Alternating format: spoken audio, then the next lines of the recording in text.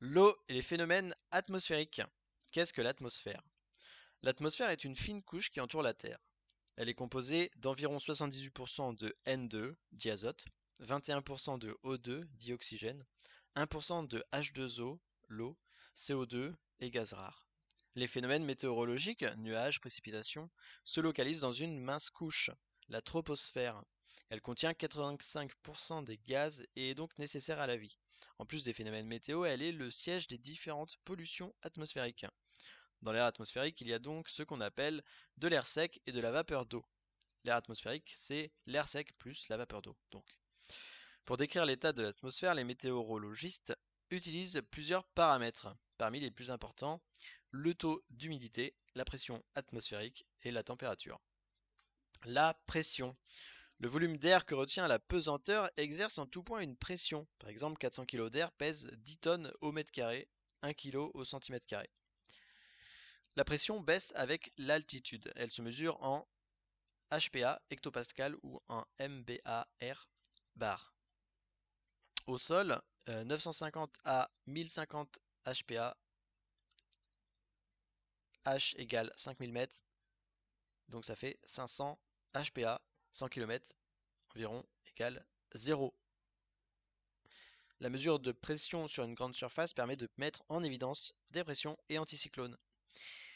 Une zone de haute pression est un anticyclone. Quand c'est supérieur à 1000 hectopascal, HPA, c'est ce qu'on appelle une dépression. La température. Dans la journée, le rayonnement solaire réchauffe la Terre. Le jour, l'excédent thermique, donc plus d'apport de chaleur que de perte, augmente la température du sol. La nuit, l'inverse se produit. Par conduction, l'air des basses couches suit ces variations. Les nuages empêchent le réchauffement du sol en absorbant ou en réfléchissant vers le haut l'énergie solaire. Ils empêchent aussi le refroidissement. L'eau dans l'atmosphère. Il y a trois phases: gazeuse, vapeur, c'est un gaz invisible; liquide, c'est l'eau; et solide, c'est la glace. Les nuages, c'est une multitude de microscopiques gouttelettes d'eau, soit de cristaux de glace, soit d'un mélange des deux. La vapeur d'eau est présente partout en quantité variable à l'intérieur comme à l'extérieur des nuages. D'où provient-elle? Le cycle de l'eau. L'évaporation de l'eau depuis les océans, d'abord, puis des autres plans d'eau, du sol et des végétaux, ensuite, constitue en météorologie un mécanisme essentiel d'échange et de transport d'énergie thermique, au contact entre sol et atmosphère ou dans l'atmosphère elle-même. L'énergie prise au milieu ambiant par évaporation ou par sublimation, la glace, peut être transportée aussi bien horizontalement que verticalement, puis libérée par condensation. Elle constitue alors une source d'énergie pour l'air, de zones atmosphériques plus ou moins éloignées du point de départ, d'où le qualificatif de latente. Tension de vapeur ou vapeur saturante. Quand la quantité de vapeur d'eau contenue dans l'air ne peut dépasser un seuil, quand la quantité de vapeur atteint ce seuil, on dit que l'air est saturé en vapeur d'eau. La vapeur en surplus se condense alors, créant un nuage. Plus la température est élevée, plus l'air peut contenir de la vapeur d'eau. C'est la tension ou la pression de vapeur d'eau. À chaque température correspond une pression de vapeur saturante. L'humidité relative ou le degré hygrométrique. Le degré hygrométrique, c'est le rapport entre la pression de vapeur, donc la quantité de vapeur contenue dans l'air, et la pression de vapeur saturante, la quantité maximale admissible à température donnée.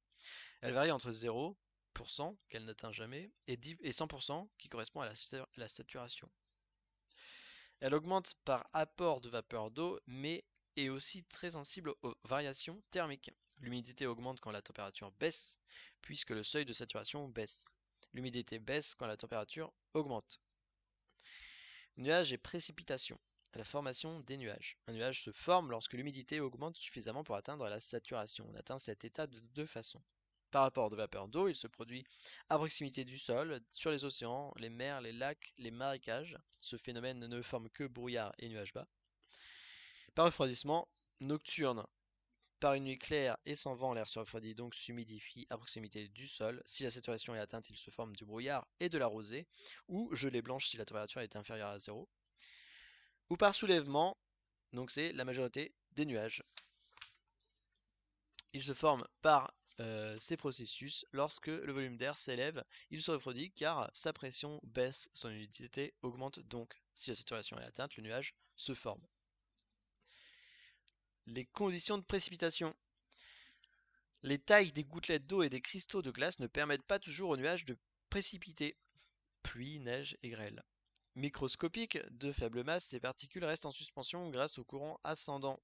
Le grossissement jusqu'à des tailles suffisantes pour qu'elles puissent tomber s'effectue de deux façons.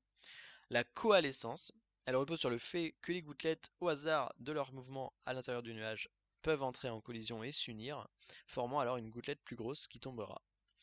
L'effet Bergeron, il explique la croissance des cristaux de glace dans les nuages. La nature des précipitations au sol dépend de la hauteur de l'isotherme, 0 degré, altitude à laquelle la température de l'air est 0 degré, basse l'hiver, haute l'été. De la teneur en humidité du nuage, des courants ascendants. À des températures positives, les précipitations sont liquides, pluie, bruine, et solides à des températures négatives, neige, grêlon. Brume et brouillard. Les météorologistes parlent de brume lorsque la visibilité horizontale est de plus de 1 km et de brouillard si la visibilité est inférieure à 1 km. Définition. La brume, c'est le phénomène constitué d'un amas de fines gouttelettes ou de fins cristaux de glace réduisant la visibilité en surface. Le brouillard, c'est un phénomène apparaissant souvent en fin de nuit ou en début de soirée. Le brouillard peut être givrant si la température du sol est inférieure à 0 degré. Les gouttelettes en suspension gèlent en se déposant, formant du givre ou du verglas sur une chaussée. Climats océaniques et continentaux. Pour décrire le climat d'une région, les normales annuelles de pluie et de température moyenne ne suffisent plus. En effet, les pluies et la température dépendent beaucoup de la saison. On calcule aussi les normales mois par mois. Par exemple, Brest et Strasbourg. Brest, il y a des pluies importantes en automne et en hiver. La température moyenne est douce, c'est un climat océanique. Et Strasbourg, il y a des pluies faibles sauf en été, avec des orages. Les températures varient beaucoup plus selon les saisons. Les hivers sont rudes et les étés chauds. C'est un climat continental.